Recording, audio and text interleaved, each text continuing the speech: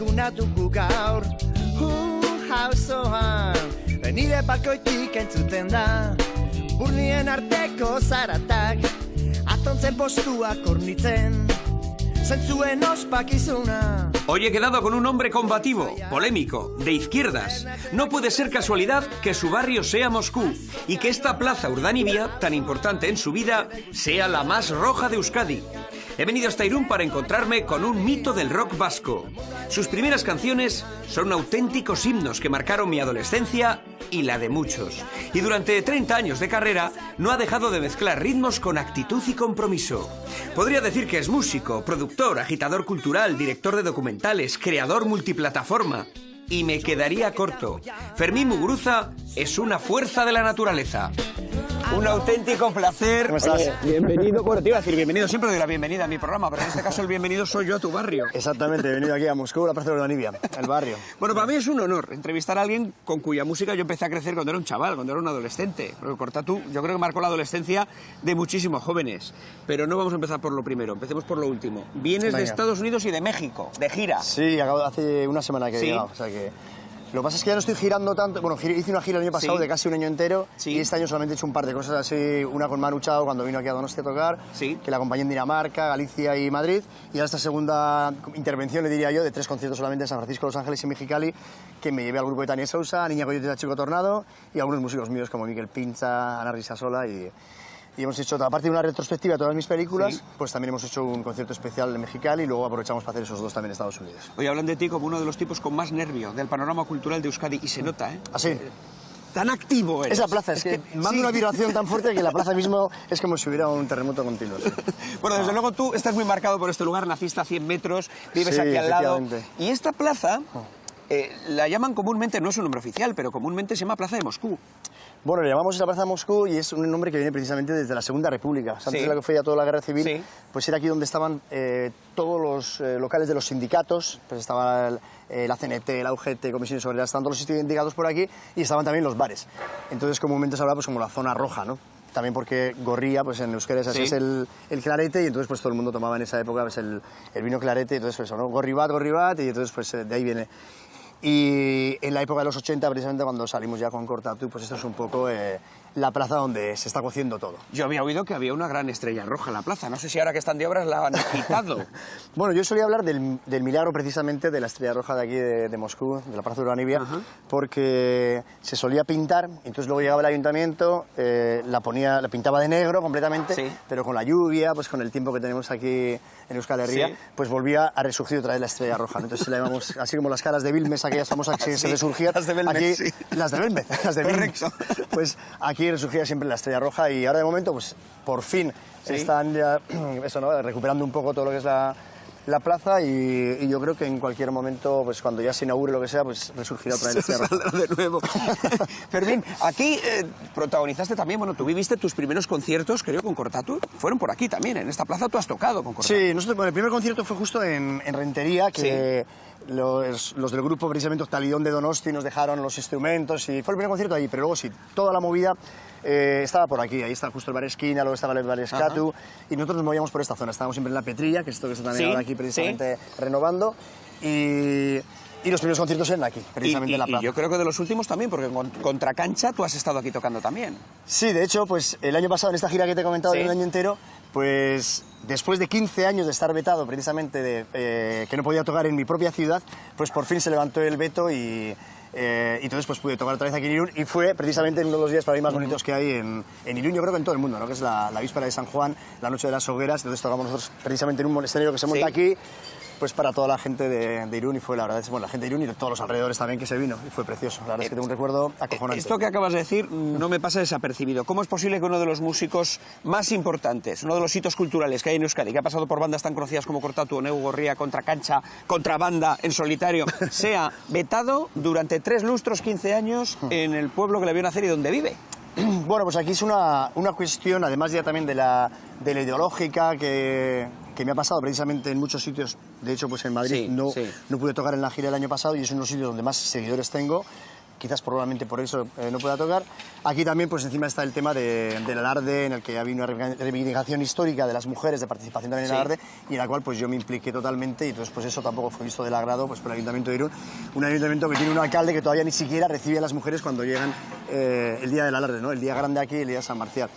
Entonces, bueno, pues eso pasa, esperemos que poco a poco se vaya superando, lo mismo que el veto que tuve yo también aquí durante esos 15 años, pero esa es la cruda realidad. ¿Y cómo te sentías vetado en tu propio pueblo? Fatal. La verdad es que yo siempre comentaba, ¿no? Cada vez que anunciaba una gira, que imagínate en todos esos 15 años, pues la de cosas que he hecho, ¿no? Pues yo no paro. Y entonces cada vez que anunciaba una gira, cada vez que anunciaba pues, el estreno de una película o cualquier cosa, pues me llamaban siempre de Donosti o de Bilbao. Y sin embargo, pues aquí en Irún prácticamente pues como si no existiera, ¿no? ¿Alguna vez el alcalde te recibió? ¿Alguna vez fuiste a solicitarle los motivos de que un vecino que paga sus impuestos en la localidad no se ha contratado para tocar? No, pero la verdad es que sí que nos saludamos, y de hecho él está aprendiendo euskera, y entonces la última vez hubo una especie de mincha práctica de esos de aprenderse euskera. Bien. Y estuvimos ahí, estuvimos hablando simplemente, era pues para ayudarle a corregirle simplemente pues que para que hablara mejor en euskera. Es lo único que hemos, el contacto que hemos tenido.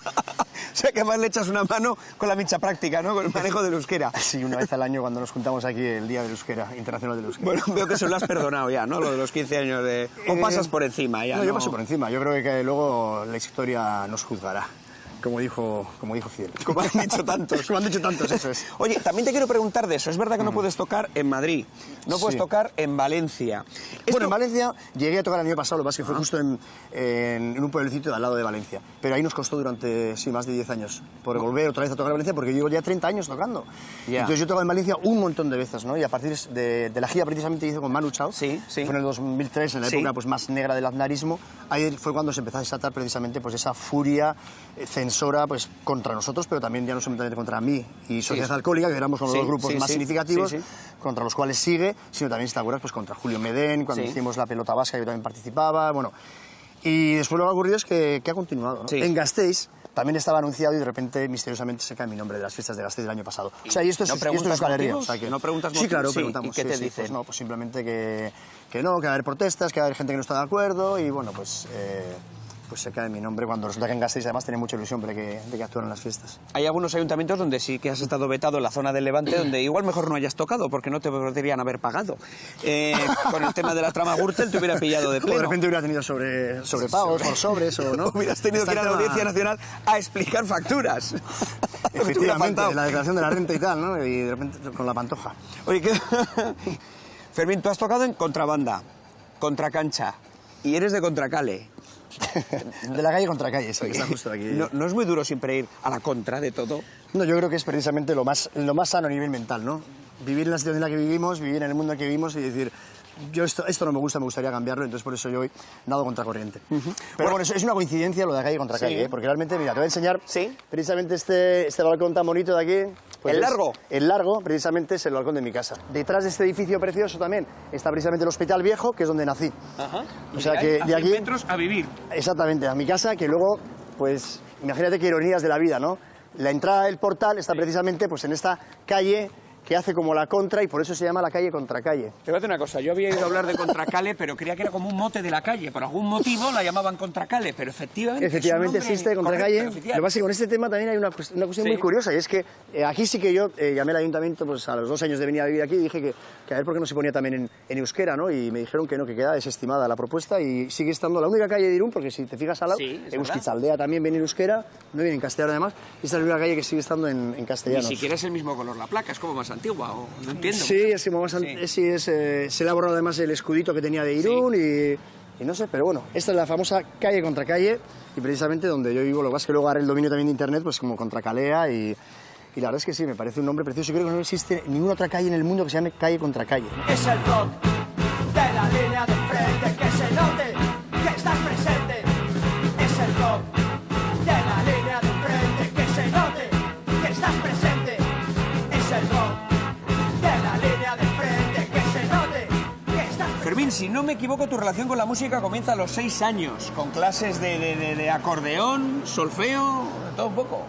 Sí, la verdad es que desde, no sé, pues me imagino que será desde la cuna, pues que ya estamos ya empapadísimos de música. Mis padres eran muy amigos de Miguel Icondoa, concretamente, pues campeón del mundo de acordeón, y Javier, que es 3 años mayor que yo, pues él ya estaba ya estudiando también acordeón. Y entonces, pues por inercia quizás, pues yo también de repente empecé a estudiar acordeón, pero a nivel académico además, ¿no? Y entonces por eso estudiando también solfeo, hice los 5 años de solfeo, los 2 de coral, incluso 3 años de conservatorio de acordeón, aunque luego prácticamente pues desaprendí todo lo aprendido. Y hasta flauta travesera. Flauta travesera, saxo, y luego guitarra también, que me sirve precisamente también Íñigo, mi hermano, que es un gran guitarrista. Y sí, la verdad es que luego además pues todo lo que es la composición, lo que es grabar también, bases rítmicas, pues sí, estoy ahí metidísimo.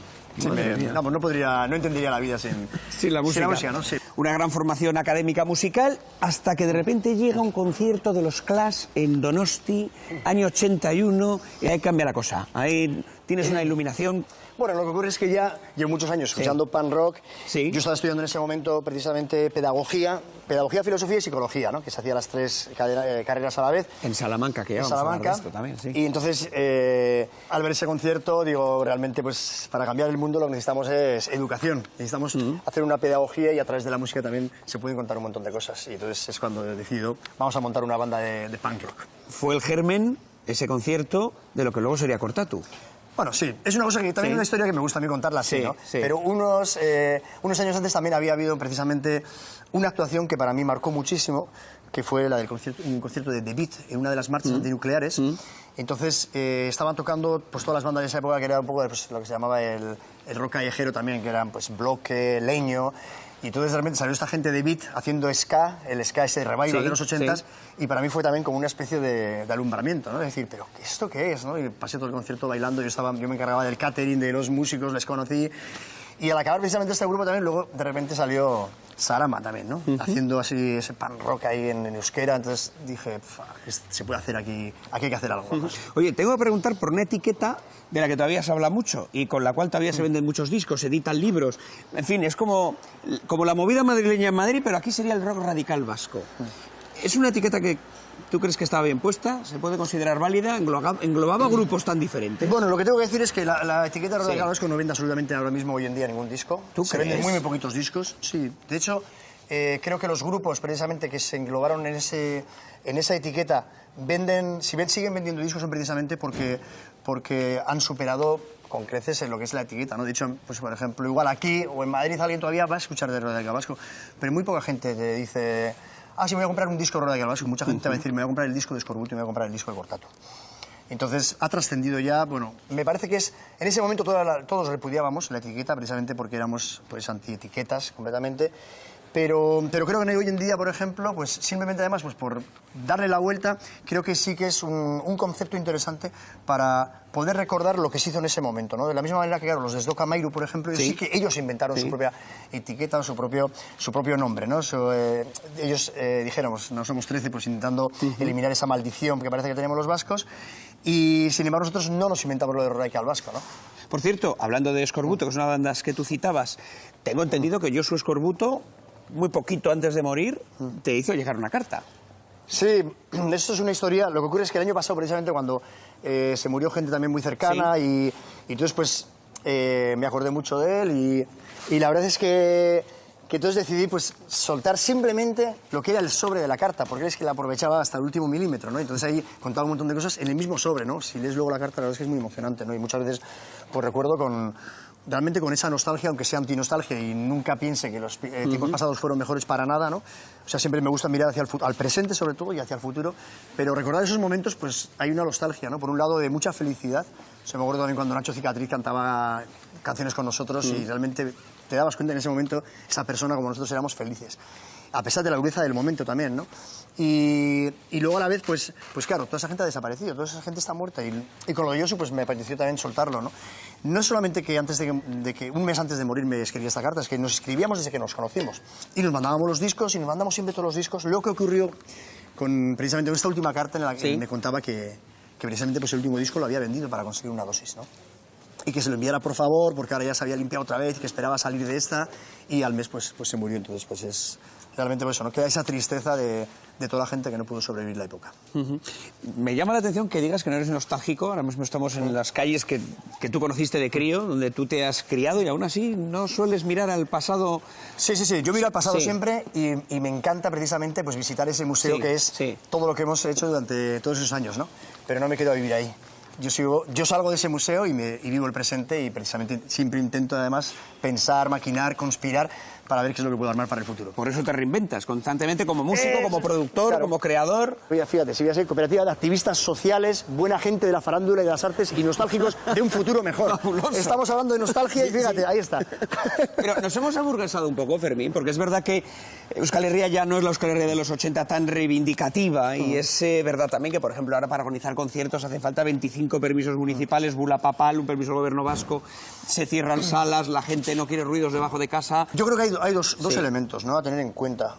Por un lado, pues el momento, el contexto histórico no tiene absolutamente ya nada que ver, ha cambiado. O sea, yo cuando hablo, por ejemplo, de Cortatu, y si estamos hablando de Escorbuto también, o sea, tenemos que situarnos en lo que fueron los años 80. Pero por otro lado, sin embargo, el tema de los conciertos que me está diciendo y el tema de la seguridad, pues yo en ese sentido sí que tengo que decir que realmente tenemos mucha suerte de que no hubiera pasado ninguna desgracia en todos los conciertos que montamos realmente mal montados en aquella época, ¿no? Yo me acuerdo que en un concierto, éramos nosotros los primeros que invitábamos a la gente a hacer invasión de escenario. Todo el mundo subía al escenario y se montaba de repente pues, la gran fiesta y todo el mundo estaba bailando en el escenario y todo el escenario se ponía a votar y sin embargo pues de repente en un concierto, un festival que había aquí al lado en Majmande, cerquita de Burdeos, pues en una de esas invasiones de escenario pues pudimos ver como de repente una de las torretas de la luz caía y mataba a un chaval que estaba de esos que se había subido al escenario. Entonces tenemos mucha suerte en ese sentido por no haber tenido ninguna desgracia, ¿no? Un chaval sí, de Orereta también, pues que no estaba bien la toma de tierra, se murió de repente, entonces ese tipo de seguridades creo que es un avance. Es lo mismo pues, que ponerte un cinturón de seguridad también para el coche, pues que mi padre decía que no se iba a poner nunca en la vida el cinturón de seguridad, ¿no? Y luego hoy prácticamente nos parece impensable a nosotros pues que alguien no se ponga el cinturón de seguridad. Todo lo que se haga pues para que precisamente la gente que vaya a un concierto pueda gozar del concierto y no vaya a tener luego absolutamente ningún problema, pues creo que es algo que es un avance. O sea, que desgracias porque no pasara nada durante todos aquellos años locos con aquellos conciertos. Sí, porque podía haber pasado cualquier cosa.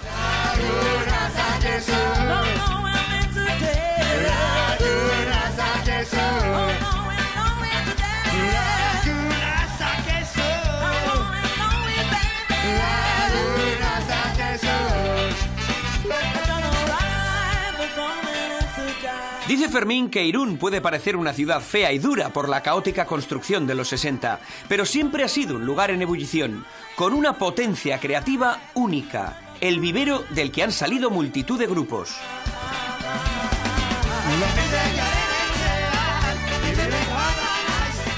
Para Fermín, el Monte San Marcial, al norte de la Peña de Haya, es visita obligada para el que no conoce Irún. Con estas impresionantes vistas sobre el Bidasoa, el panorama de la ciudad se dulcifica.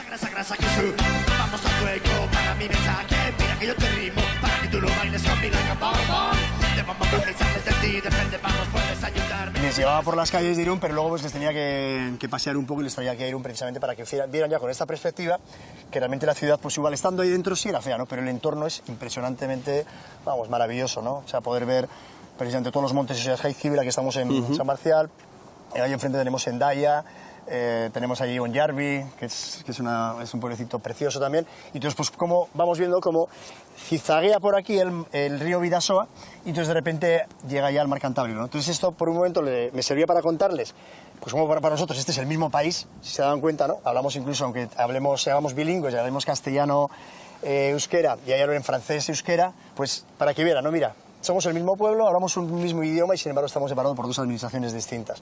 Pero eso me da pie entonces pues, para hablar también de lo que fue el Frente de Irún, lo que fue la República, lo que fue la Guerra Civil, que es un tema que les apasiona también a toda la gente de Europa siempre, ¿no? Porque de alguna manera fue el preludio precisamente a la Segunda Guerra Mundial. Sí. Todo el mundo experimentó, ya fueron nazis, ya fueron fascistas, ya fueron las brigadas internacionales. Bueno, es algo realmente bonito de contar, ¿no? Por supuesto durísimo también, porque todavía la memoria histórica, pues bueno, pues está sin resolver. Pero sí que hubo aquí, mucho antes de la Guerra Civil, una batalla que acabó dividiendo actualmente a la población de tu pueblo, de Irún, y me refiero al Alarde. Tú, es verdad que eres de los pocos irundarras que se manifiesta abiertamente sobre esta cuestión, que divide familias y cuadrillas.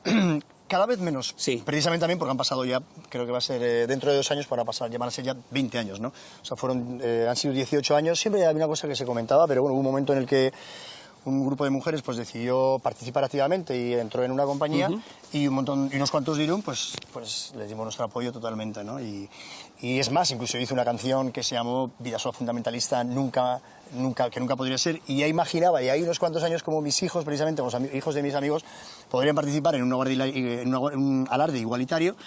y de alguna manera pues no se ha llegado a cumplir del todo, porque han pasado un montón de años. Mis hijos ya participan también en el alarde mixto, en el alarde del pueblo, en nuestro alarde, ¿no? El otro es un alarde discriminatorio. Y la verdad es que no pensábamos que iba a haber toda esa posición que ha habido, ¿no? Desgraciadamente pues sigue habiendo todavía algunos insultos, sobre todo pues en Onyarbi, pero aquí en Irún pues la verdad es que cada vez pues se lleva con más naturalidad, ¿no? Se siguen haciendo dos alardes, pero quizás también es un proceso natural pues de cambio. La cuestión es que de aquí a, pues probablemente yo no sé si lo llegaré a ver, pero probablemente de aquí a unos cuantos años, otros 10 pongamos por ejemplo, pues prácticamente serán dos alardes que a nivel también de gente serán muy parecidos. Y cuando pasen muchos años, pues la gente realmente pensará, ¿no? Pero realmente pudo haber aquellos follones para que no participen las mujeres, ¿no? Cuando luego resulta que cualquier persona que venga también de otro país, cualquier de lo que sea, pues puede participar, ¿no? O sea, la verdad es que fue muy triste los primeros años y ahora, sin embargo, estos años pues es un motivo de alegría ver, por ejemplo, por eso mi hija el año pasado, cuando de repente sale con el chibrito con todas sus amigas y están todas participando y se lo pasan genial, ¿no? Entonces, es verdad que pues toda esa batalla ha servido para algo. Te voy a preguntar también de otro conflicto, más largo, más duro, más doloroso, el que ha tenido este país durante tantos años, que está en un proceso, dicen algunos que ilusionante, otros sin cerrar, algunos sin solucionar, pero ¿cómo ves el proceso de paz que tenemos ahora mismo en Euskadi? En este momento, pues yo lo estoy viendo con bastante frustración, ¿no? Yo he seguido muy de cerca precisamente todos los procesos también de los otros países también en conflicto que me ha tocado, todo lo que ha sido Irlanda del Norte. De hecho, pues el día que estuvimos tocando nosotros salió el último preso del IRA y vino, me acuerdo, además Jerry Adams también a saludarnos en un festival que hicimos ahí en Belfast. Y aquí, pues, en primer lugar, por un lado, por supuesto, ¿no? Está el tema de reconocer el sufrimiento de todas las partes. Se está dando pasos, pero muy lentos. Pero hay un tema que para mí es acuciante y que tendría que estar ya en vías de resolución y de momento pues no se ve, no se palpa, ¿no? Estamos viendo, por ejemplo, que hay manifestaciones de 100.000 personas, que eso para País Vasco pues es algo impresionante. En Bilbao cada año se hace una manifestación para que vengan los presos a casa. Y lo que sí tengo que decir es que es muy curioso que en un conflicto armado, en un conflicto en el que ha habido tantos muertos y ha habido precisamente un montón también ha habido un terrorismo de Estado condenado, como ha sido el GAL, también con tantos asesinatos, y entonces de repente tenemos solamente presos de un lado. Todos los presos del GAL, todos los presos, todos los torturadores, no hay ningún preso, ¿no? Entonces eso lo creo que es lo que ha roto un poco la balanza, el hecho de que, por ejemplo, en Irlanda del Norte, pues claro, pues había también presos unionistas, paramilitares, y entonces, bueno, se dijo, bueno, lo primero que vamos a solucionar es el tema de los presos y a partir de ahí vamos a solucionar ya todo lo que sea una cuestión política también, de poder de decisión, de pues todo lo que está ocurriendo también en Irlanda del Norte, ¿no? Y aquí hay un escollo muy grande, ¿no? Que es el tema de los presos. Los presos tienen que venir a Euskadi y luego tienen que estar en la calle. Los presos tienen que estar libres. Me acuerdo en la película Zuloa que de Maite Mursego decía, ¿no? Para mí el sufrimiento no tiene ni un lado ni otro, ¿no? Entonces tenemos que reconocer ese sufrimiento y precisamente tenemos que crear empatías con ese sufrimiento. Va a ser muy duro para nosotros. Muchas veces en el proceso irlandés también se comenta, ¿no? Nuestra generación no vamos a ser capaces. Igual la tuya y así, tú eres 10 años más joven que yo, pero igual la vuestra ya, igual ni siquiera la tuya tampoco, pero las siguientes y las de nuestros hijos sí van a poder empezar de repente como a no olvidar, pero acordarse ya y crear otro tipo de ambiente, otra atmósfera aquí en el País Vasco no tan opresiva y no tan dura como la nuestra, ¿no? Nosotros hemos vivido con mucho odio.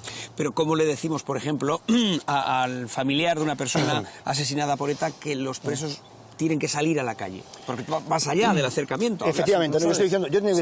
Tiene que haber pasos, por supuesto, ¿no? Pero son ya 3 años en los que ETA ya no existe. O sea, no puede ser un castigo también aplicado también a los familiares y amigos, ¿no? Entonces, en primer lugar, tienen que estar aquí. Ya no se entiende pues que una gente tenga que hacer 500 kilómetros, 800 kilómetros para estar luego 20 minutos delante de la persona que incluso, pues igual ideológicamente hablando, no es afín, pero sí que le quiere saludar porque es una persona amiga, ¿no? Entonces, lo primero tendría que ser eso. Ese es un paso que se tendría que haber ya. Nada más declarar la tregua definitiva, ¿no? Y el siguiente, la gente tiene que irse haciendo, hay que hacer mucha pedagogía, como te estoy diciendo, como le vamos a decir a esta persona, pues a la que ETA ha matado, por ejemplo, a su familiar, a su padre, ¿cómo le vamos a decir? Pues haciendo mucha pedagogía, diciendo, esto se acabó.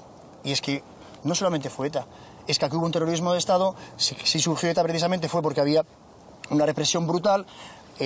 No, ¿cómo es posible que durante el franquismo de repente sale una organización armada y resulta que ahora de repente pues, se consideran a víctimas a gente que vivió durante el franquismo? Hubo un momento de punto final, gente que, imagínate, que hubiera sido militante del partido nazi, nunca estarían ahora de repente en ningún tipo de gobierno o de los Landers de Baviera, para nada, y sin embargo aquí de repente pues, Fraga Iribarne, que había sido ministro de Franco, ¿no? Pues resulta que fue presidente de Galicia durante tantos años. Entonces, hay un desequilibrio total en el torno a la democracia del Estado español. Porque hay un montón de gente a la que ha sido torturada y la que le han matado también los padres, le han matado a los padres, le han matado al hijo y por eso, sin embargo, no hay nadie en la cárcel. Hace poco estamos viendo la película Lasa y Zabala. A mí me ha tocado de cerquísima todo eso, porque son los años precisamente, los años 80, cuando se descubre que es Galindo el que... realmente el que monta todo esto, pero con el Gorriaga. Imagínate hasta el Barrio Nuevo, pero nos llevamos la cárcel. Toda esa gente está implicada.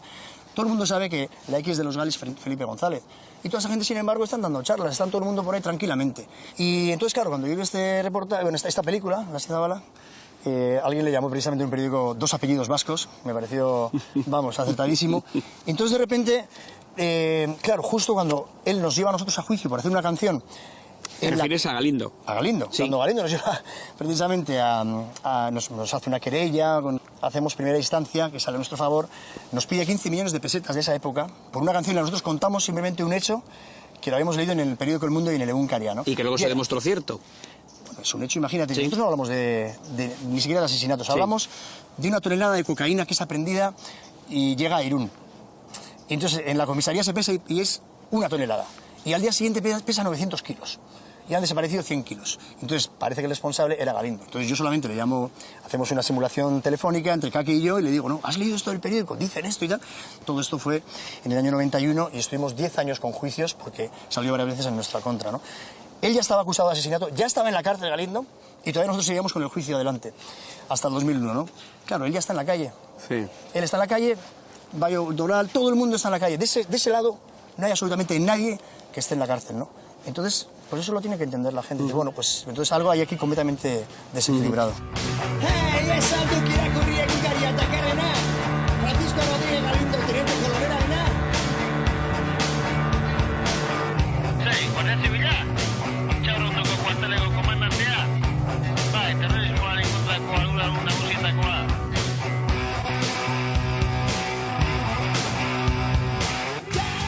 Finalmente ganasteis el juicio a Galindo. Costó más de 10 años de recursos, 10 años pero se ganó. 10 años.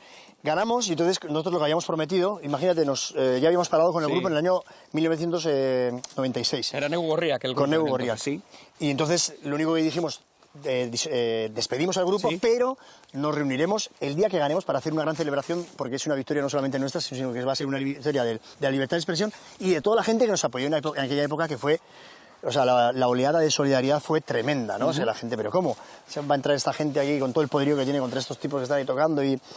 Bueno, la verdad es que fue precioso todo el movimiento ese de solidaridad, porque hicimos un concierto que se llamó Itxegin también en el 96. En un fin de semana se reunieron 30.000 personas, autobuses de Barcelona, de Madrid, de todos los que venían y... Tengo que decir que en esa época era la época de Odón Elorza en Donosti y se portó muy bien. Así que luego tiene tantos problemas en el partido. Bueno, no sé, pregúntale. Pero te cuento eso, porque hay que contar también estas cosas, ¿no? Pues que realmente, pues, en esa época, pues, con nosotros, por ejemplo, pues nos apoyó para que pudiéramos hacer ese concierto, a pesar de que tuvo un montón de presiones, porque como te puedes imaginar, pues a la Guardia Civil no le hacía nada de gracia que nosotros celebráramos que habíamos ganado un proceso judicial, ¿no? Hay de un preso en concreto del que te quiero preguntar. Se trata de Arnaldo Otegi. El tema de Arnaldo Otegi es un tema, vamos, que realmente es que ya no sabes ya ni cómo explicar, pero dices, pero estamos en 2014. Es Arnaldo Otegi, es una persona precisamente, es el político quizás precisamente que más trabajo ha estado haciendo precisamente por el entendimiento y está pagando de repente con la cárcel todos estos años. Ahora mismo Arnaldo Otegi está en la cárcel y tendría que estar aquí y probablemente pues sería pues igual el Lehendakari del Eusko Jaurlaritza, ¿no? Muchas veces. Bueno, yo dije hacerlo cuando salga. Bueno, yo lo dije hace años, imagínate, se le montó un follón, dije probablemente pues sea el próximo Lehendakari y la verdad es que bueno, me sacaron en todos los periódicos, Muguruza, dice que el colaborador de terrorismo, Arnaldo Otegi, bueno, pues siempre me intentan a mí también pues eso, no meter cizaña con cualquier tipo de declaración que haga. Y entonces, pues, el tema de Otegi, aparte de ser un gran amigo, ¿no? Pues es una persona que admiro mucho y que tiene una retórica muy interesante y es una persona además que empatiza y que dice realmente lo que él siente, pero siempre teniendo en cuenta también lo que siente mucha gente alrededor. Y es por eso que tiene todo ese éxito y es por eso pues, que lo tienen castigado y lo tienen en la cárcel. Tendríamos que ser capaces de hacer una campaña que fuera Arnaldo Otegi Askatu, para empezar por Arnaldo Otegi y para que luego también pues, todo lo que son consecuencias de lo que ha sido el conflicto en Euskal Herria también, pues vayan poco a poco, más o menos, no si no desapareciendo, pues vayan por lo menos resolviéndose. A Fermín le gusta liderar proyectos, pero también disfruta haciéndose a un lado y poniendo el foco en nuevos artistas en los que cree.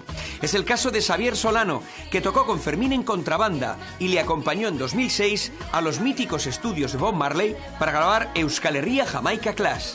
Fermín animó a Xavi a crear Esne Beltza, una batidora imparable de triqui, reggae, soul y rock. Xavi, buena tor. Hola, Xavi, encantado. Hola. Muy buenas. Claro, sí. Bueno, Xavi de Esne Beltza, me ha hablado maravillas de ti bajando por aquí. Igual traiciono alguna especie de secreto de confesión, pero alumno aventajado, me ha dicho. Hostia. ¿Qué ha sido trabajar para ti con él? Con uno de nuestros clásicos de la música. Pues lo que ha dicho, ¿no? Para mí ha sido como un profesor, Ajá. muy Shubat, y bueno, he aprendido mucho con él. He aprendido a estar en el escenario, a girar, que antes, bueno, solía tocar solo en Euskal Herria, y con él he viajado mucho a convivir en una banda, y la verdad que ha sido una experiencia, una pasada. ¿Qué tal ese productor? Muy bueno. Sí, me le gusta ¿Qué voy a mucho decir? mandar, ¿Qué porque voy a es decir? verdad que le gusta controlar los proyectos en los que se Sin embarca. duda alguna. Y a ver qué has hecho el día anterior y todo. Pero Sí, ¿quién tiene sí, la sí. última palabra? Porque luego el producto lo tienes que defender tú. Bueno, yo creo que confiamos mucho en él, ¿no? Y le dejamos un poco manga ancha a él, porque yo creo que ya sabe muy bien, siempre cuando va a hacer una cosa lo tiene muy claro, y la verdad es que siempre... Sí, porque tu labor con otros grupos de productores es conocida. Yo no sé cómo eres tú de productor, como seas como músico, tan controlador del producto. Sí, yo creo que a veces se puede hablar incluso hasta de efecto, ¿no? El ser tan obsesivo. Lo que ocurría, por ejemplo, ya, pues, en el caso también de Xavi, pues en Beltza, pues yo les he apoyado, pero ellos son ya, vamos, cuando por ejemplo, para hacer la última canción que hice para la película Desde la Iglesia, Las Brujas de Zugarramurdi, les llamé, y ahora ya, por eso te digo, alumnos aventajados, vamos, estos ahora ya saben cómo lo tienen que hacer todo, y para mí es una alegría, es un orgullo además saber de repente pues, que en Beltza esté tan fuerte, ¿no? Pegando por todos lados. El otro día, el sábado, estuve en una manifestación por los derechos civiles en Iruña, en Pamplona, y la música que estaban poniendo todo el rato pues era la de Esne Beltza, ¿no? Yo, cuando hace años hubiera sido también la mía, entonces ahora digo, bueno, ya están aquí, ya llegaron y... La verdad es que nos batalló él encima, no sabíamos qué nombre poner y sacó la idea de Esne Beltza. Así que está el nombre, ¿eh? Sí, ¿eh? Sí. Está tan involucrado en el proyecto. Sí, pero bueno, esto es una cuestión que es bien graciosa. Por ejemplo, ya no solamente con Esne Beltza, con Anestesia, también, Sí. mi querida Anestesia, el bajista, y cuando tiene algún proyecto siempre me llama y dice, dame alguna idea. Entonces, cuando salió, por ejemplo, con BKT, pues se lo propuse yo, y el último grupo que tiene también, que es Machura, se lo propuse yo también como nombre. O sea que, bueno, pues... Xavi, es cierto que tú te manejas con los sonidos más modernos, pero también vas a sacar un libro de partituras de Triquetrisha. Sí, bueno, siempre he hecho música muy moderna, Sí. ¿no? Y saqué un disco que se llamaba Snezopak, ya que era más tradicional, y era un poco dedicado a mis padres también, porque, bueno, les gusta mucho la música tradicional y siempre me decían, joder, ¿por qué no haces un disco más tradicional? Y pues he metido todas las canciones esas en un libro de partituras, porque la gente me pide partituras y nunca tengo. Pero yo te quiero contar una anécdota muy graciosa, que hay un rumor, precisamente. ¿Sabe? En nuestros conciertos también, por ejemplo, cuando vamos en directo, nosotros empezamos a meter también canciones tradicionales, a pesar de que todas las canciones pues, pueden ser ska, rock, dub. Y entonces, en algunos momentos, Solano se quedaba solo y tocaba de repente un fandango, tocaba un ariñari, y son momentos realmente muy mágicos, ¿no? En los que solamente se queda la triquetista y la gente ve el poderío eso, ¿no? De la raíz, de esas canciones que para nosotros son ancestrales y que tienen tanta fuerza. Pero es que en París estábamos en un concierto y de repente nos quedamos los dos solos en una mitad en el camerino. Y entonces, pues claro, yo estaba ahí concentrándome y tal, y ¿sabes? Pues mirando al suelo, y entonces pues solo empezó a hacer digitación y empezó a tocar, ¿no? Y estaba tocando un fandango y tal, así, yo pues como concentrado, y entonces entraron, me han luchado todos los de su banda, nos vieron y dijeron, calla, que se está concentrando, y que es que Muguruza necesita este tipo de canciones antes de salir al escenario. Sí, no me acuerdo. Y entonces, claro, le digo, pero ¿sabes lo que están contando por eso? Entonces, de vez en cuando les veíamos luego por ahí a otros, decían, ven, Solano, tócame alguna canción para seguir con el mito, ¿no? Y es un mito súper chulo y lo cuenta todo el mundo ya, aunque ya les dije que no era verdad, que había sido una coincidencia, les da igual, y cuentan que eso, que yo para salir antes de salir del escenario, tiene que venir Solano, tiene que tocar un par de temas ahí. A calentar ahí. Oye, es Y verdad ya que- salir concentrados y decir, bueno, nosotros en este momento nos representamos a nosotros mismos, pero también a nuestro pueblo. Oye, Xavi, ha sido un auténtico placer, pero antes de marchar, porque está esperando Hitu también, que tenemos que ir a saludarle, no estamos en un bar cualquiera. El bar La Esquina de Irún fue donde se rodó, además, uno de los videoclips más famosos de la música moderna en Euskadi. El Sarri Pues de los Sarri se primeros, grabó aquí. precisamente, yo creo que sí, con el de con uno de Escorbuto además también, pues el nuestro precisamente se grabó aquí, pues Sarniendí y Picabea pues hicieron la famosa fuga de la cárcel del Martutene. Bafle de Imanol. Claro, entonces el 7 de julio de San Fermín, precisamente nosotros pues también celebrándolo a tope por aquí, y entonces compusimos la canción esa misma noche prácticamente, en los siguientes días que yo estaba estudiando en el Euskaltegi Euskera, porque en ese momento pues no tenía ni idea de euskera, y grabamos el videoclip también precisamente pues con gente muy cercana pues, a Sarniendí, como son por ejemplo Asier Echeverría, y bueno, entonces...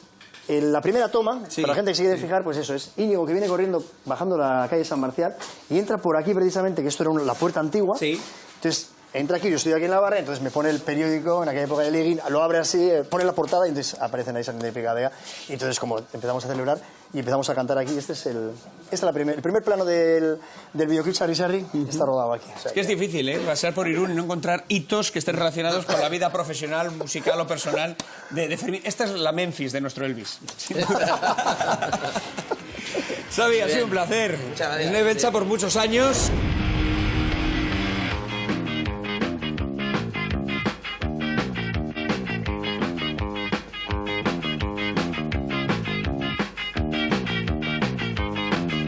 Está aquí el pasaje de las que eran de ondan, gente así de la danzatzen zarritan. Zerbait ikusteko aduni falta jera klotra cuento generalean.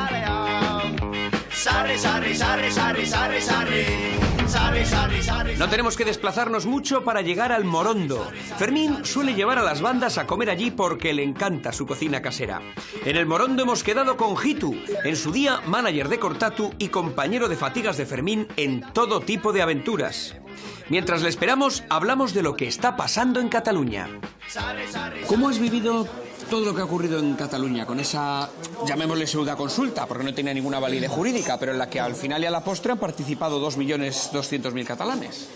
Bueno, la verdad es que el tema de Cataluña siempre es algo muy cercano, ¿no? Nos han dado una lección a nivel organizativo, primeramente, pero vamos, porque han hecho algo impecable, ¿no? Nos tenemos que mirar en el espejo de otros países. En Gran Bretaña la gente ha podido ir a votar, en Escocia ha salido que no, pero se ha podido ir a votar, y la gente que ha votado así lo ha respetado, no ha habido ningún tipo de, no ha habido ningún tipo de problema, simplemente pues sí, pues la tristeza de la gente que votaba que siempre ha dicho, hemos podido decidir, y esa es la gran satisfacción, es decir, he podido decir, ha salido que no, y yo respeto lo que dice el pueblo es soberano, se hace una campaña, pueden decidir, la gente va, vota, que eso de que tienen que votar también en España, pero ¿qué tipo de ignorancia política es esa? Se vota el pueblo que es el sujeto político, y en Escocia vota Escocia, en Quebec vota Quebec, y en esos países ha salido que no. Y si sale que sí, no va a pasar absolutamente nada. Puede pasar algo también, y es que la relación entre esos dos estados va a ser más estrecha y mejor que nunca. Yo siempre he dicho, yo quiero la independencia, yo por lo menos quiero que se pueda votar en Euskadi también, ¿no? En Euskal Herria, y yo voy a votar que sí.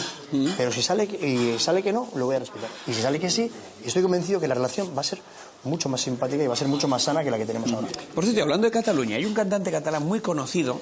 Yo esto lo vi en un programa de esta misma casa, en ETV, en el cual Peret te mandaba un mensaje. Yo desconocía por completo de reconocerte que Peret hubiera significado tanto para ti, que hubiera sido un músico con el que hasta habías grabado. Sí, de hecho, además, pues, bueno, te voy a contar la anécdota porque es curiosísima, ¿no? O sea, un programa de Radio 3 precisamente con Diego Manrique, entonces él me pedía canciones, pues ¿qué canción te gusta para levantarte? ¿Qué canción cuando te vas de marcha? Y me dijo, tienes que poner una canción, yo voy a las canciones preparadas, que nadie se espere que le vaya a gustar a Fermín Muguruza. Entonces puse precisamente la canción Voy Voy de Peret y le conté, para mí Peret pues era, pues como antes también Nino Bravo, pues Peret significaba que era siempre las fiestas que se hacían en mi casa, mi padre de repente se ponía a cantar Peret. Entonces ese recuerdo que tengo yo de mi padre, ¿no? El cual para mí ha sido una figura, vamos, al estilo casi de Muhammad Ali, ¿no? Un gigante, una leyenda. ¿no? Una leyenda, sí, ¿no? Es así era mi padre, que también se llamaba Fermín. Él era el otro único Fermín Muguruza, que era también. Y entonces, verle a él bailando, ¿no? En esos momentos de felicidad que yo digo, para mí son emblemáticos. Saber que en la vida también hay momentos de felicidad. Entonces, mi padre bailaba precisamente Peret. Bueno, entonces, cuando hice esto, entonces le llamé, me llamaron para hacer un recopilatorio de apoyo a Peret, porque volvió otra vez a la escena. Entonces le dije para hacer una canción, pero le dije que yo tenía que cantar en euskera. Y llegó y dijo, no, soy yo el que voy a cantar en euskera. ¿Tú te acuerdas de esto?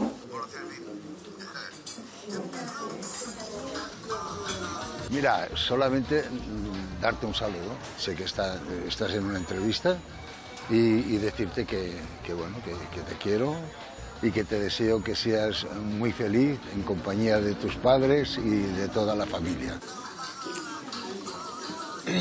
Esto fue para un programa de ETV, precisamente. Sí. Entonces salían mensajes de saludos de gente. Sí. Fíjate que se murió hace poco y me hubiera gustado haberlo visto, haberlo encontrado, y ahora que está aquí pues me emociona mucho, ¿no? Porque después de esta grabación nos fuimos a Pachicubén, a un restaurante aquí a comer chuleta. Sí. Le invitó mi padre era la ilusión de su vida. Claro, Mis padres, esto es claro.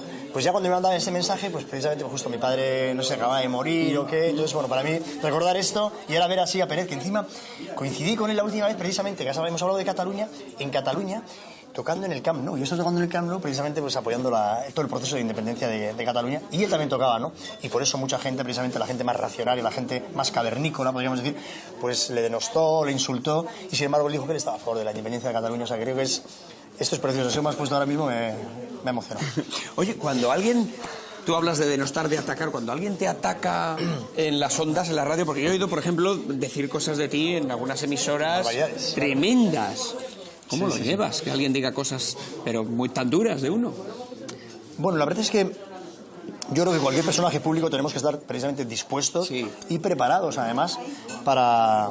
Pues precisamente por eso, ¿no? Para recibir cualquier tipo de ataque, incluso del mismo barrio, incluso también, pues porque pues, bueno, hay algo que es yo creo inherente a la persona humana, que es la envidia, pero luego también pues eso, ¿no? Ese rechazo también que puede suponer, por ejemplo, el que yo manifieste continuamente pues una ideología muy concreta, que yo esté tan cercano siempre a las posturas de la izquierda independentista vasca. Y luego pues a nivel internacional también pues que apoye pues un montón de procesos revolucionarios que hay en todo el mundo. Pues hay gente que dice barbaridades, entonces bueno, pues tienes que estar preparado para aguantarlo y para permitir además que se puedan decir esa cosa, porque si defiendo la libertad de expresión, defiendo también que cada uno se expresa libremente, ¿no? Pues a uno le afecta, sobre todo si hay gente si es gente sobre todo la que respetas o admiras, pues bueno, pues duele más, pero si no hay que estar listo siempre. ¡Epa! Encantado, muy buenas, Gitu. Por fin nos conocemos, por fin conozco al que fue el primer manager que tuvo Cortatu, si no me equivoco, ¿no? Al menos el más importante. Igual es mucho decir eso. Preséntamelo, Fermín. Bueno, pues este es Gitu, esta guitarra aquí es de Irún, y entonces bueno, pues tenemos una historia paralela prácticamente, ¿no? Pues toda la época del punk rock, la época también de estudiantes. Después toda la historia de aquí del barrio, de Moscú, Cortatu, Negu, Gorriak, cómo creamos la tienda juntos, Bercho Hop, el sello discográfico Sanosenki, pues, y hasta hoy día, vamos, que él trabaja en Elcar, pero que seguimos ahí siempre en la misma cuadrilla y también muchas veces colaborando en trabajos conjuntos. Así que es en Elcar precisamente donde encuentro yo en formato de vinilo los primeros trabajos de este hombre, claro. Pues sí, señor, los hago yo. Porque aquí tú se encarga de que no falte este material, sí, ¿no? Desde Elcar hicimos una licencia con todo el catálogo de Sanosenki y bueno, poco a poco pues hemos ido editando algunas cosas en vinilo y bueno, además es un trabajo que lo hago con mucho cariño porque lo vivo muy cerca.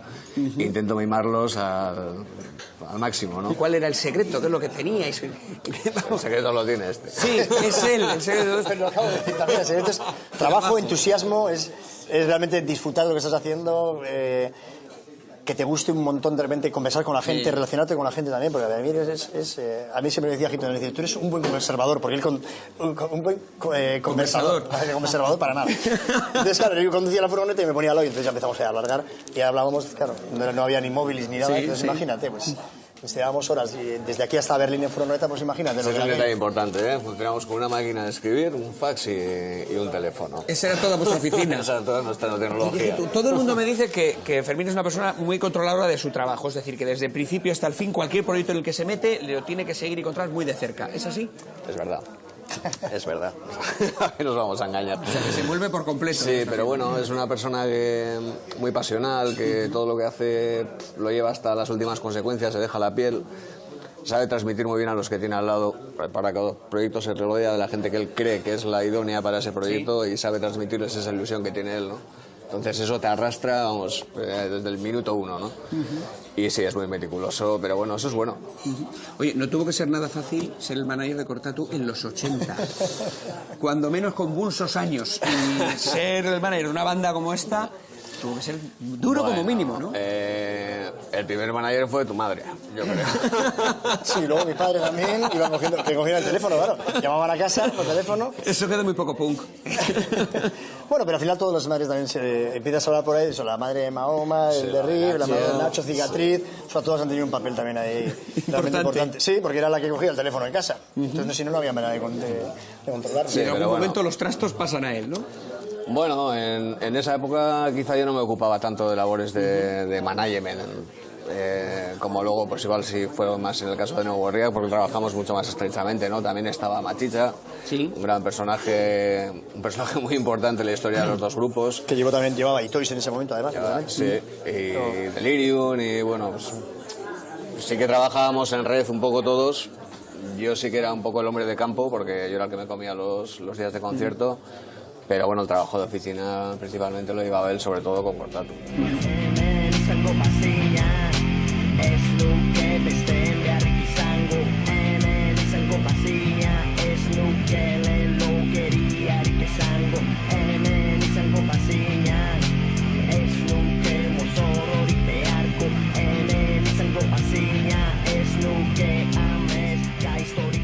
Hitu, vosotros en los 80 hubo una cosa que a todas las bandas, como era Cortatu, como era Escorbuto, como tantas y tantas, hubo algo que diezmó y que en vuestro caso parece que ha respetado, y es el tema de la droga. Todo el caballo que arrasó con aquellas bandas de los 80. ¿Cómo se convivía con todo aquello? Era tan común, tantos años... Esta era la pregunta buena, ¿eh? Parece que ha respetado, hombre. Aquí cada uno lleva precisamente sus heridas, ¿no? Lleva sus heridas de guerra, ¿no? Ah, sí. Vale. Sí, de hecho, nosotros tuvimos que hacer un tratamiento especial también para la hepatitis C, bueno, o sea, que nosotros también tenemos el famoso interferón, los dos precisamente. Por eso te digo, como tenemos una historia conjunta, común, pues hasta en eso también estamos los dos ahí. Tan común era aquello en aquellos años, sí. Tan extendido estaba. Sí, no había información y bueno, se hizo mucho daño. La historia precisamente de que se pudiera conseguir pues tanta guía, en ese caso sobre todo de heroína, ¿no? Sí. Tan fácil y tan barata y de aquella manera, ¿no? Que hubiera esa prácticamente que estaba en todos los lados, pues parece que sí que obedecía pues a una estrategia, pues como obedeció la misma estrategia pues para intentar parar pues todo lo que era el movimiento de los Black Panthers en Estados Unidos también pues con la heroína, o incluso el movimiento de los indios americanos con el alcohol. Esas son estrategias de contrainsurgencia, se le llama incluso. Y entonces en este caso yo creo que en País Vasco sí que especialmente pues hubo un despliegue, y luego sobre todo lo dice Tejito también, ¿no? Pues por nuestra parte una desinformación total, un momento en el que todo lo vivíamos al tope, entonces queríamos experimentar con todo, ¿no? Bueno, haber sobrevivido a aquellos años locos, ¿eh? Porque tuvieron que serlo y mucho. Hombre, hay bandas de los que no queda ninguno. Claro. Bandas que los mismos Cicatriz, ¿no? Así es. Antes le hablaba precisamente de eso de Nacho, además, ¿no? Cuando nos poníamos a cantar un ska juntos, el otro día puse una canción de los Selecter que era Tú más fresa, nosotros cantábamos Zumo de fresa, cantaba Nacho, y le estoy viendo ahora cantarlo con esa sonrisa cuando cantábamos juntos a llegar lo que iba mal, ¿no? Pues la verdad es que esos momentos eran grandes, ¿no? Y entonces pensar por eso, ¿no? Que de repente esta gente ya no está ahora aquí para poder seguir batallando, ¿no? Seguir discutiendo como discutíamos o disfrutando de la vida como lo hacíamos. Bueno, y esos son los grupos, ¿no? O sea, estás hablando de los músicos, pero de toda la gente que había alrededor de esos grupos, o sea, ha caído mucha también, ¿eh?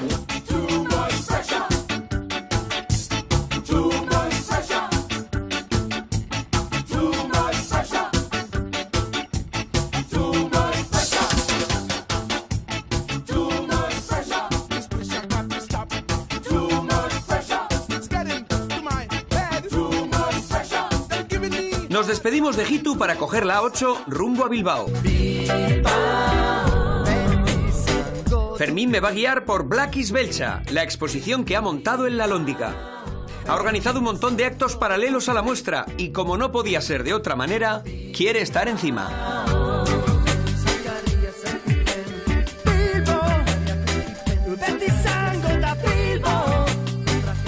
Pero antes de acercarnos al antiguo almacén de vino, nos tomamos un café en el Ambigú, un local alternativo en el Bilbao más señorial.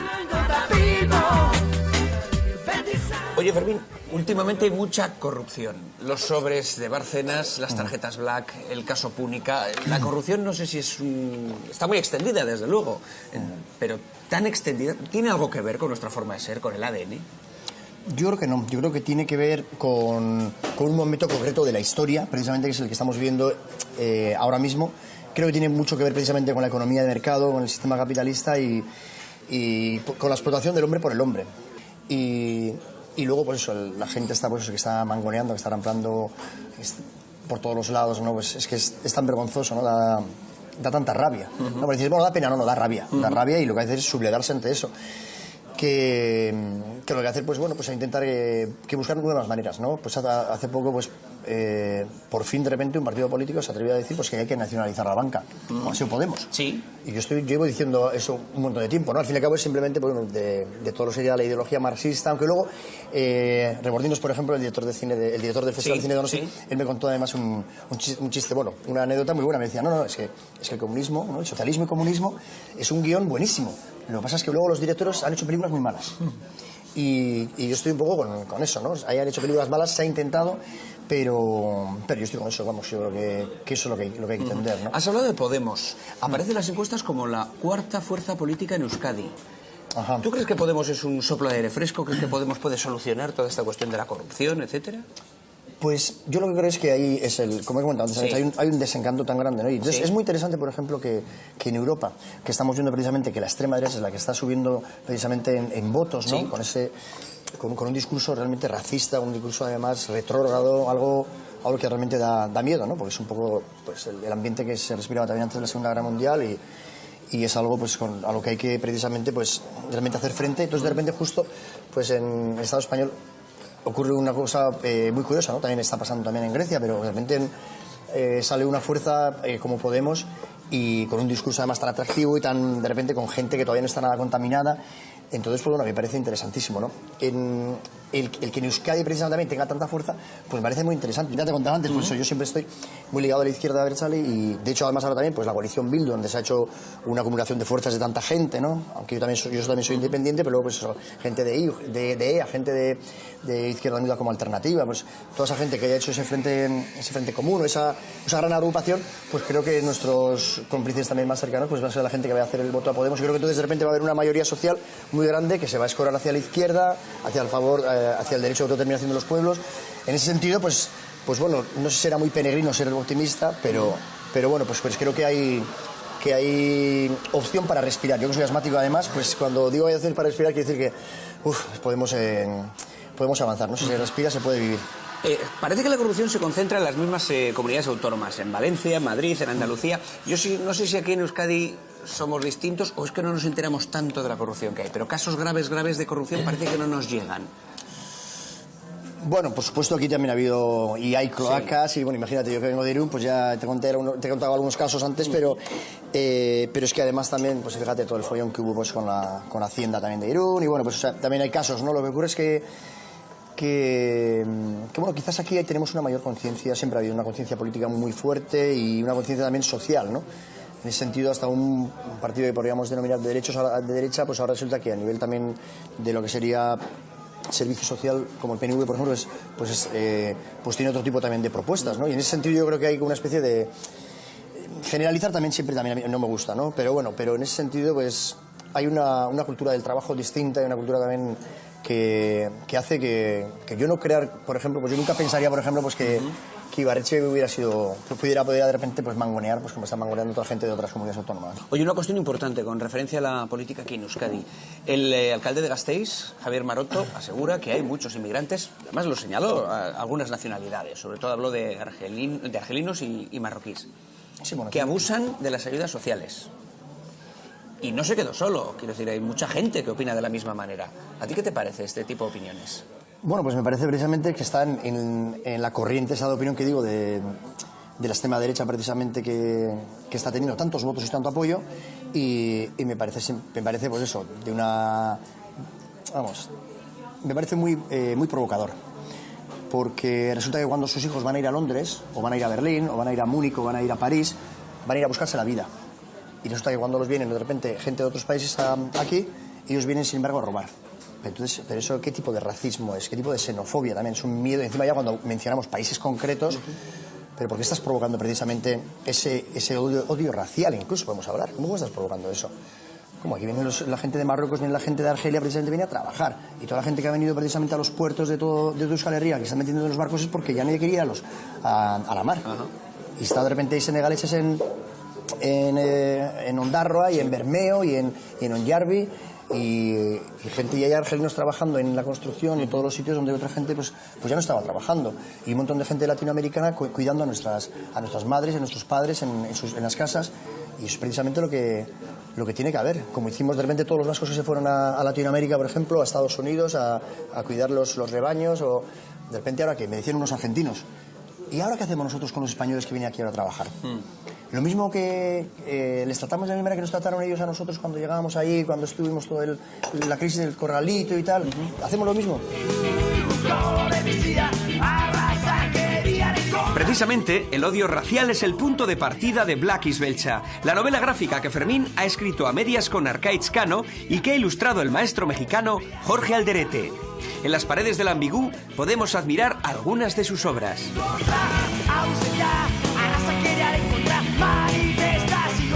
Fermín es un visionario porque sabe cuándo empieza las cosas y cuando las empieza sabe cuándo las va a acabar.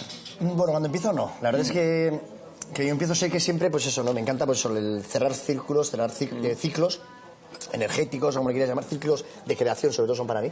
O sea, para mí este ciclo de creación se ha acabado. Hay que comenzar otro. Y entonces, bueno, pues continúo, o tengo un tiempo de repente de paz para pensarme el próximo proyecto y continuamos. Pero es más o menos cuando yo veo que se está agotando algo, ¿no? Por ejemplo, pues cuando Cortatu también, pues vi que habíamos hecho lo que habíamos dicho, dijimos que cuando aprendiéramos Íñigo y yo euskera, cantaríamos en euskera. ¿Cuándo más o menos, perdona que te interrumpa, aprendiste euskera? ¿Te pusiste a aprender euskera? Pues yo tenía 21 años y Íñigo 19. Ajá. O sea, y no tenías ni idea. No, pues sí sabíamos eso, 4 canciones, o ni siquiera las canciones también, nosotros no cantábamos canciones, habíamos estado estudiando en la Salle y no hablábamos nada. Fuimos nivel 1. O sea, nivel 0 no existía. Empezamos en nivel 1, creo que era. Entonces, bueno. Y sí, nos fuimos a Barnetegui de Tolosa, precisamente. Y luego también seguimos también en AEK en Irún. Y la verdad es que entonces ya hicimos el Colpe Escolpe, sí, que fue el Liceo Euskera. Y ahí yo dije, ostras, yo creo que con esto hay que acabar. Y hay que acabar con Cortatu. Y luego veremos qué hacemos, ¿no? Tienes una carrera muy coherente.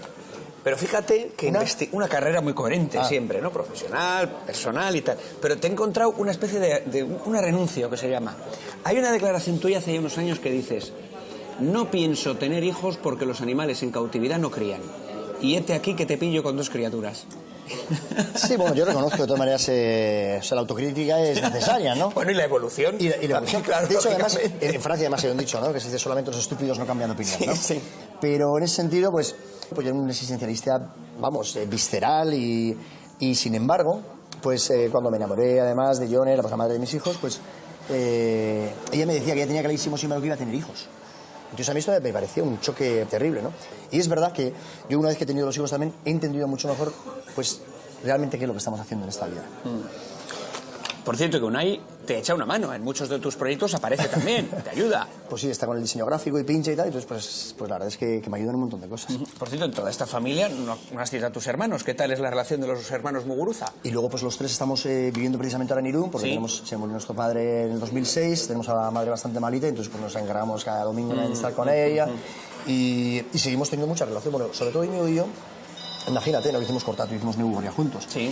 Y luego pues siempre estamos en contacto, ¿no? Y luego pues con Javier también, pues aunque es una persona también ya de otra generación, pues siempre tenemos una relación muy buena, siempre estamos en contacto, de hecho ahora pues igual más que nunca, y luego encima pues somos todos muy creativos, todos estamos continuamente sacando, pues eso, ¿no? Un libro, un disco o proyectos nuevos, entonces estamos siempre ahí enviándonos lo que hace cada uno. I'm expressing with my full capabilities, and now I'm living in correctional facilities, cause some don't agree with how I do this. I get straight and meditate like a Buddhist. I'm dropping flavor, my behavior is hereditary, but my technique is very necessary. Blame it on Ice Cube, because he said it gets funky. Sin duda alguna, esto es uno de los grandes hitos culturales que tenemos en la Villa, el Café Antxoki. Sí, eso por supuesto. Después de lo que fue el Gaztetxe del Casco Viejo, ¿no? Que se cerró y bueno, fue aquella injusticia tan grande como luego pasó también con Cucucha, ¿no? Pues se creó el Café Antxoki y la verdad es que esto se convirtió pues en nuestra casa. ¿Algún premio aquí te han entregado? Eso no. Muy pocos premios a mí en mi vida. ¿Te han entregado pocos premios? ¿Por qué? Poquísimos. Me entregaron una vez un premio en Madrid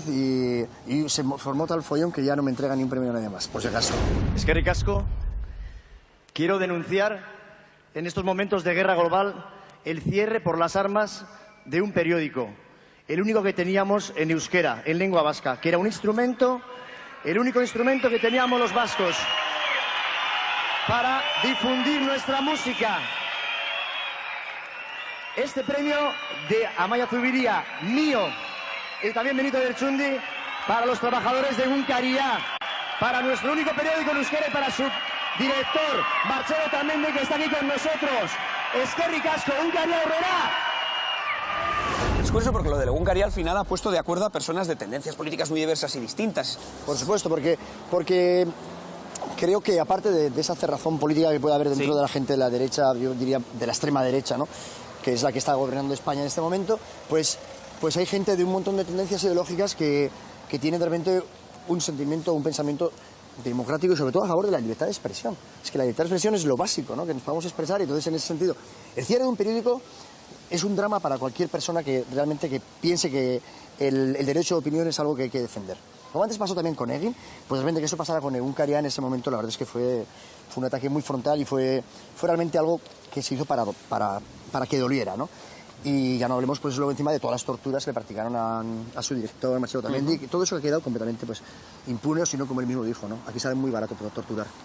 Oye, tenemos muchos puntos en común y uno es nuestro gusto por los cómics. Te voy a enseñar un sitio clásico en Bilbao, de unos amigos míos, que yo creo que será una de las mejores tiendas de cómics que tenemos en todo Euskadi. Pues vamos, joder, deseando.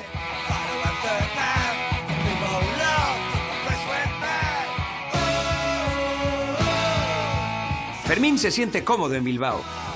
En general, le gustan las ciudades que empiezan por B, porque dice que están vivas, que en ellas siempre parece que va a pasar algo importante.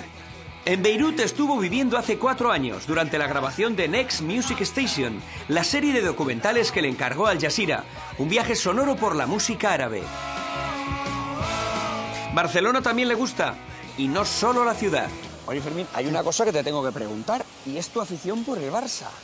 Porque tú eres muy del Barça, muy culé. Sí, la verdad es que me he desinflado un poco también, ¿eh? Bueno, me encanta el Barça, por supuesto, pero tiene mucho que ver también con esta experiencia pues, que he tenido con mis hijos, ¿no? Sí. Y todo eso ocurrió justo en el momento que estaba jugando Oleguer, que él también fue además muy criticado, porque era también independentista, hizo declaraciones a favor de los presos vascos. Entonces, pues él me quería conocer y me invitó allí al Camp Nou. Entonces fui con mis hijos. Mi hijo era un claro, fanático de Ronaldinho en esa época. Y entonces vino Ronaldinho, se hizo una foto con nosotros, le regalé el disco que había de Michael Class, me dijo, lo voy a escuchar a ver si me inspira. Fuimos al Camp Nou, metió un golazo impresionante. Entonces, bueno, pues como que todo estaba ligado. Y a partir de entonces, pues con mis hijos, pues eso, ¿no? Teníamos, claro, las banderas, las camisetas, nos regalaron todo el equipamiento. Y entonces, pues nos hicimos del Barça así total, ¿no? Pero bueno, tengo que decir también que ahora que estamos en Bilbao, pues yo soy siempre digo más, me encantan los equipos vascos, creo que es algo distinto. Y luego el lado de Bilbao es que es algo especial, ¿no? Es un equipo, gente de aquí, y encima pues los de Bilbao cuando estuve en Palestina me enviaron toda una equipación para que yo llevara a todos los que vivían en Gaza. Entonces de repente, justo antes de los bombardeos que hubo en 2008, me enviaron fotos de un montón de gazatíes ahí con la camiseta también de la de Bilbao. Entonces bueno, pues quizás por eso el Barça me encanta, pero también pues el Bilbao pues es un poco el equipo así de Euskal Herria, también así que a mí me emociona muchísimo.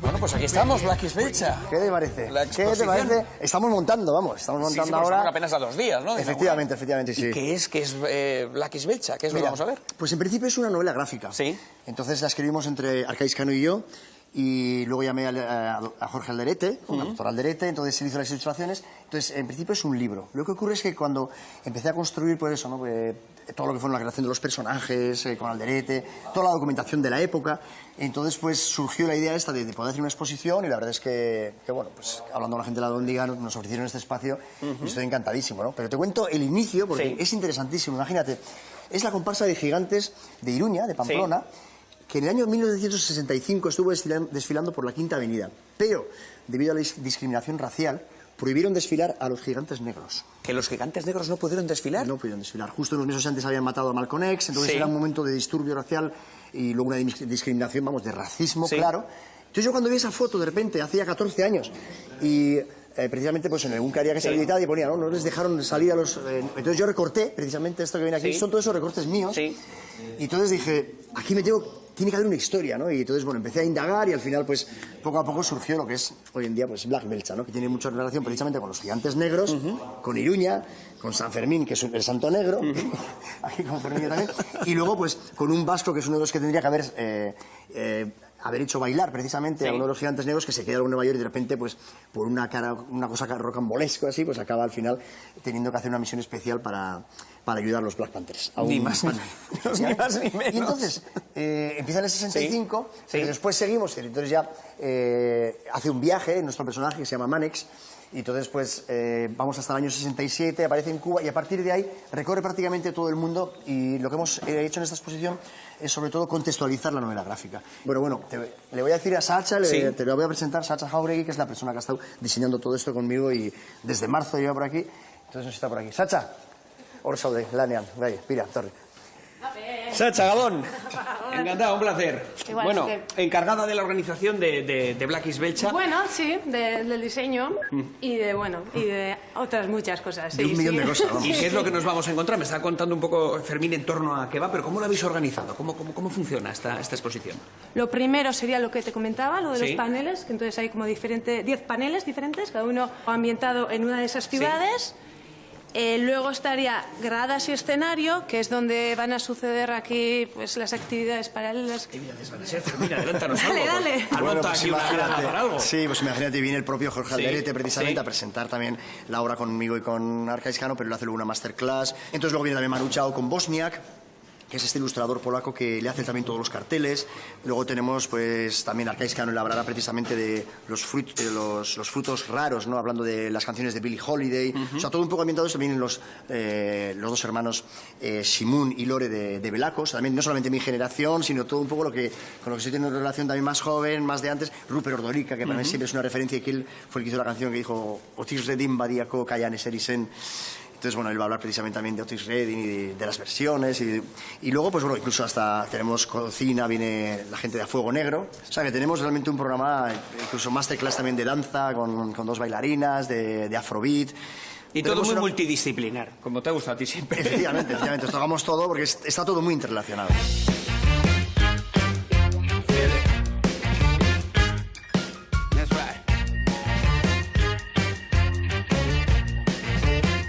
One time. Here we go. Right now.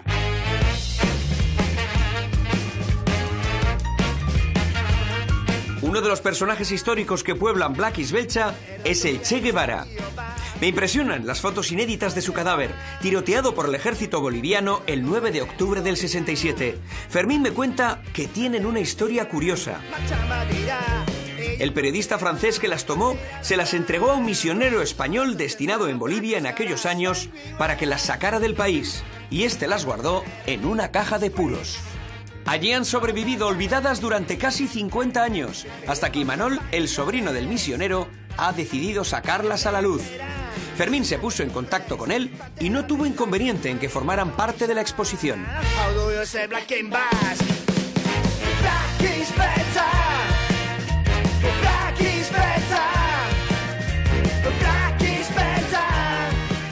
Fermín, tenemos que dar ya por acabada nuestras horas juntos. Ha sido un placer enorme. Tenía muchas ganas de conocerte porque para mí eras una incógnita. Nunca jamás, fíjate que yo entre esta gente en esta tierra te había entrevistado y tenía muchas ganas. Pues... Y me ha sorprendido un montón, perdona, que te diga que tantos puntos en común que teníamos tú y yo. No, eso yo también no tenía ni idea. Yo te veía en la tele y tal y así, y decía, pues este tipo que viene aquí a entrevistarme, a ver qué me cuenta ahora, ¿no? Y de repente, claro, empiezas a contar que sea el Alderete, el rock and roll y tal. Pues imagínate que te he traído entonces un regalo. ¿Ah, sí? Sí. Ay, me encantan las entrevistas con regalo. Hombre, no, o sea, lo que pasa es que, como me has hablado tanto de rock and roll y de los vinilos y de los pósters y todo, pues te he traído aquí, para empezar, bueno, pues el documental de la última gira que hice, que es No More Tour. Y luego te he traído unos vinilos. ¡Hombre! Entonces, ¡Qué detallito! Aquí ¡Qué detallito! La selección. A ver. Mira, bueno, el primero es precisamente del anterior trabajo, también así. Sí, de productor. Que fue Suloa, que también fue la película. Luego te he traído... este es muy especial porque son un montón de músicos de Bristol. Sí. Entonces que se dedicaron a remezclar precisamente todas mis canciones del disco Incomunicació. Entonces, Incomunicació, precisamente también haciendo referencia a Mikel Laboa, ¿no? Que es un doble. Sí. Es un doble vinilo precisamente con todos remixes. Y luego ya pues este es un clásico, porque sé que como me has dicho, hablo que Cortato y tal. Y ¡Hombre! Esta fue efectivamente una de las músicas con las que crecí.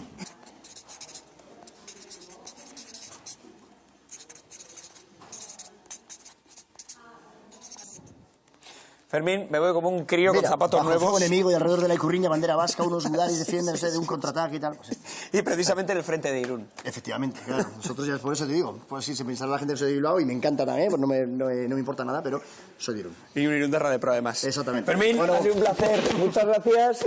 Black is Belcha, aquí hasta el 8 de febrero. Me vas a ver en pocos días. Sí. Cuídate mucho. Es que agur, agur, Fermín. Agur. Right now.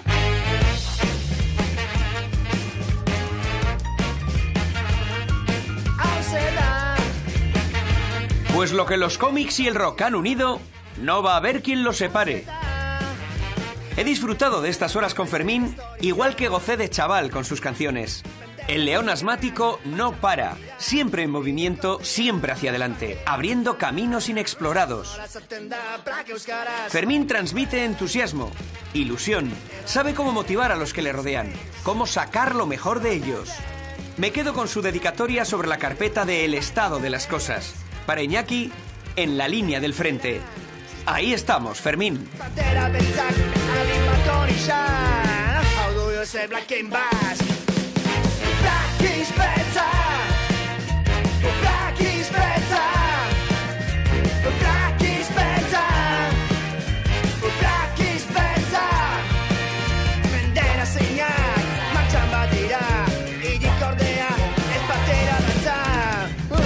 Esaten da, Black Euskaraz